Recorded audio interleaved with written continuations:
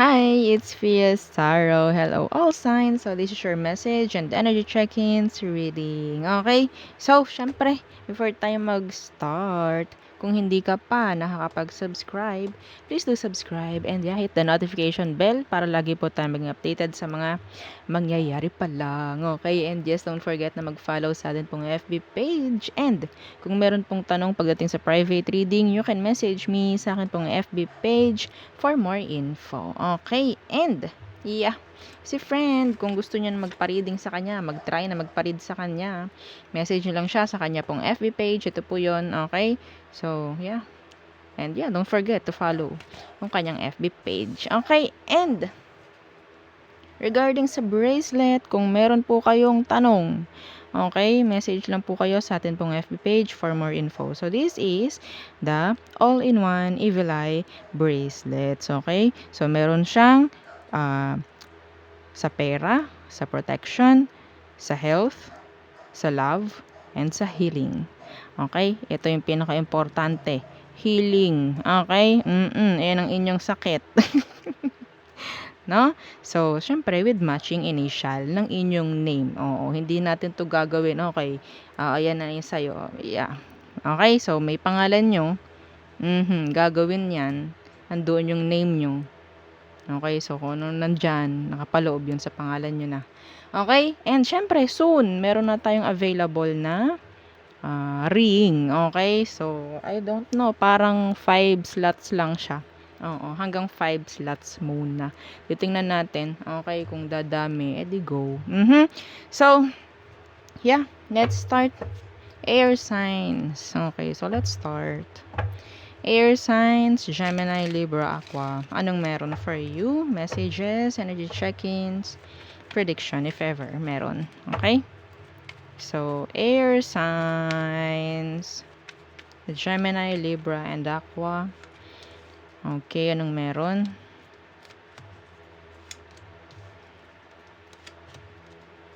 There you go. Okay. So, the Queen of Swords. Okay, so this is Libra energy. Okay. So, the Queen of Swords, the Seven of Swords. Some of you are being intuitive. Okay? Or sabihin nating follow your intuition. Okay? Oo, yung mga instinct ninyo. Sisipa yan lately. Sisipa yan. Oo. Kapag may nakakaramdam kayo something, okay? So, mas unahin ninyo kung ano yung nasa isip nyo. Okay? Lalo na kung something may odd feeling. Okay? Hindi kayo makakaramdam ng sabihin nating ang tawag dyan, iba kasi yung intuition sa iniisip mo lang. Okay? Kapag iniisip mo lang kasi, okay, bahala na yan. Pero kapag intuition ang sumipa, instinct, nandyan yung kaba. Okay? Nandyan yung takot. Okay? So, mas maganda, kung meron mang ganyang mangyari, yun ang follow nyo. Okay? Yun ang inyong unahin. Ha? So, the Five of Wands universe, the Five of Pentacles. Some of you, mga issue pagdating sa kaperahan, mariresolve. Okay? May mariresolve dito. A problem, issue, lalo na kung kaperahan nga ito. Okay? Drama. So, yan. Nakakita ko rito, magiging okay. Lalo na yung iba rito kung meron ditong parang something like legal cases. Okay? Legal issues. Yan. Okay? Mariresolve. Okay, the Two of Wands, the Hierophant. Yeah, this is nice.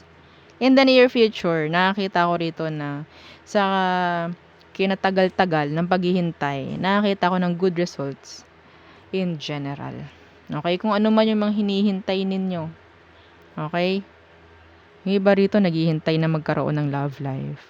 Yes, nakakita ako na in the near future, ikakasal ka. Yun yung mga taong sabihin nating nagtatanong. Ngayon mismo, or nasa isip mo na kakasal kaya ako. This is a yes. Claim it. Claim it. Some of you, this is promotion. Pagdating sa career or sa work. Okay, this is promotion. Yeah, andyan yung struggles. Okay? Andyan yung struggles. Welcome nyo lang. Okay? Oo. Welcome nyo lang. Labanan nyo lang. Solusyonan nyo lang. And then, welcome. Good luck. No? Okay? Welcome. Oo, sa mas magaganda pang mangyayari in the near future for you, air signs. Okay, so there. That's nice. That's nice. Okay, next is fire signs. Okay, so fire signs, Aries, Leo, Sagittarius. Anong meron? Oo. Pagdating sa inyo, fire signs. Okay, messages, energy check-ins for fire signs, please. Okay. Okay. So, the Six of Chalices. Okay. The Ace of Chalices. Someone is like regretting. Meron ditong person na hindi makapag-offer ng kanyang emosyon sa'yo. A water sign, to be specific. Oo, may langgam. Okay? So, pwedeng person from the past. They miss you. They're missing you. But yeah, hindi nila magawang mag-offer again ng cup of love sa'yo. A water sign. Okay? Cancer, Scorpio, Pisces. Okay? The Emperor in reverse. The Ace of Wands in reverse. Ooh! Ooh! This is specific. Okay, fire signs. Meron ditong boss. Sorry po. Sorry sa ingay. So, fire sign, meron ditong boss. Na parang, alam niya, hindi ko masabi kung paano. May something like intimacy. I don't know kung tama, sexual. No?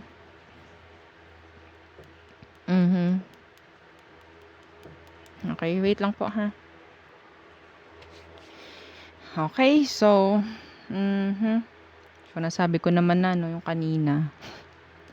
And, ang nakikita ko pa rito, fire sign is, parang, meron ditong hindi matuloy-tuloy na big decision. Okay, hindi matuloy-tuloy na malaking plano rin for some of you. So, siguro, through, sabihin nating failures, no? If ever, na nagkaroon ng failure before, gawin mong aral yun. Okay? Kasi parang may takot dito eh. The Emperor in reverse. May takot dito na magsimula ulit. Parang ganyan. Okay? So, strength. See? Strength. And the Five of Pentacles. Yeah. Huwag kayong matakot na sabihin nating matalo. Okay? Parte yun eh. Tanggapin natin yun lagi. No, kung matatalo ka. Pero, kung palagi kang talo, hindi na maganda yun.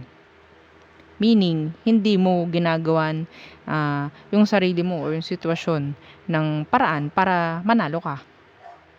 Okay? So, kailangan may gawin kang improvement.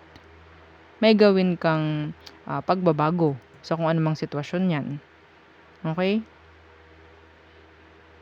Don't be afraid to lose. Sinasabi nga. Kailangan yun. Para lalo ka pang maging strong. Yeah. So, Ace of Chalices, Ace of Wands, both in reverse. The Five of Pentacles is here. Okay, so there's delay. Patungkol sa kaperahan ng iba sa inyo. Why? Kasi kailangan ng desisyon. Kailangan umeffort, kailangan umaksyon. Okay? So, there. Wag na lang palaging itutulad sa nangyari sa noon. Kasi noon ganito eh. Enough. Okay? So, next. Water signs. Cancer, Scorpio, Pisces. So, anong message for you? Water signs. Okay.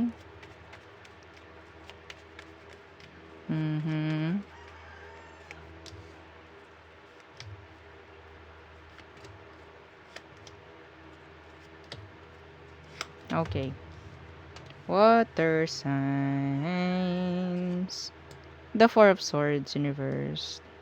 Mga makakalimutan. May mga makakalimutan. Okay? Or may mga kailangan ng kalimutan. The Nine of Chalices. Okay. Some of you avoid making any kind of decisions, no? While you're happy. Okay? Yeah. Or what? Nandun kayo sa, sabihin natin, ecstasy. 'Di ba? Oo. So, some of you may makakaligtaang special occasion. Naku, ano yon? Iba sa inyo may makakalimutang special na okasyon. Oo, take down notes. Ay, makakalimutan daw. Ano bang mga okasyon? O, 'di ba? Make this as a gabay, no? Okay? I don't know kung ano yon. Well, in general. Okay? Ace of Wands Universe. The Fool in Reverse. Some of you meron din ditong hindi sisipot sa kung ano mang kailangang siputan. Ha? Okay, there's sabihin nating delay in travel din. Yeah. I don't know why. The Fool in Reverse. Nakakita ko dito may tatakas. Be careful. Be careful. Ha? Literal yun. Meron ditong tatakas para makapunta sa kung saan. Okay? May magli-leave, ganyan. Be careful. Water signs. Okay? Baka mamaya, ang paalam mo, may sakit ka, tas pagbalik mo, tan ka na. Ha? Gets nyo? Oo, okay. Be careful. The Devil. Page of Chalices in Reverse. Someone is like obsessively thinking of you, wanting you. There's someone who's crushing on you. Yeah. Meron ditong nagkaka-crush sa inyo. Meron din ditong parang natatakot na lapitan ka. Okay? Iba sa inyo, meron kayong iniisip. Capricorn, Aries. Yeah. Ha? I don't know why. Some of you, hindi nyo to kinakausap. So, pwedeng merong energy ng hiya, takot, ganyan. Okay?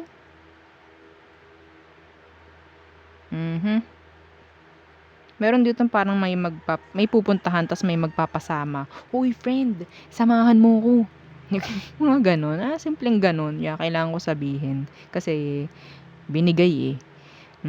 Kung sa tingin ninyo hindi nyo kaya pumunta na mag-isa, yeah, kumuha kayo ng kasama. Okay, ng makakasama. So, yun ang aking nakikita. Nakakita rin ako dito ng like sabihin, a new person coming in the near future for you. Okay? And I think, sobrang gusto ko nito. Water sign. Sobrang gusto ko nito. Yeah. Well, future pa naman yun. Wag natin masyadong pagkaintindihin. Well, okay, next is Earth sign. So, Taurus, Virgo, and Capricorn. So, how's your day? How's your day talaga? Earth signs, ano bang meron for you? Taurus, Virgo, and Capricorns. Message. Okay. There. First, Death in reverse. Two of Pentacles. Okay, so afraid na magkaroon ng new beginning, or sabihin natin some of you are afraid to step out of your comfort zone. Yeah. That's why nandyan ka sa loop. Nandyan ka sa parang dito lang ako. Kasi dito na ako nasanay. Like that. So, in general, new beginnings, nandyan na, pero dumidepende si universe sa'yo kung tatanggapin mo or what. Okay? So, pwede nating sabihin baka masayang to kung palalagpasin. Okay? The Three of Chalices. So there is victory coming. Some of you get together with your friends, colleagues, families. Okay? Some of you, there's a reconciliation coming with a Scorpio. Okay? The Eight of Pentacles Universe. Some of you, darating lang to kung hindi mo e-effortan yung pakikipag-reconcile. Yes, hindi ikaw ang gagawa nito, kundi sila. I'm sorry with that. Inulit pa. Inulit pa nga, oo. So, yeah. Hindi ikaw ang gagawa nito. Sila yung gagawa. Sila yung ko-connect. Okay? Sila yung ko-connect. Kapag nangyaring may reconciliation at kayo yung gumawa, well, I don't know. Three of Swords. Ooh. Ooh. Okay. The Nine of Chalices. Some of you needs to, what? Heal. Yes. Okay. Yung iba rito, gustong-gusto pa rin talaga ng reconciliation, sabi. And hindi magawang ang tawag dyan, umusad. Dahil nag-expect pa rin ng something from their past persons. Yeah, you're just hurting yourself more, Earth signs. Okay. Yeah. You need to be more happy. You need to be happy. Okay? Kung di mo kayang maging masaya, kailangan mo maging masaya muna. Okay? Bigyan mo naman ng karapatan yung sarili mong matulog ng matiwasay. Ha? Oo, kailan ka ba natulog ng matiwasay? Kailan ka ba huling natulog ng maganda? Okay? Hindi rin pwedeng tanggap lang din ng tanggap ng mga sitwasyon kahit sabihin nating hirap ka na. Tanggap pa rin. Okay? May friend dito, sabihin natin magkakaroon ng arguments pagdating sa workplace. Yeah. Mayroon dito ako nakikitang pagkukumpara. May ma-hurt.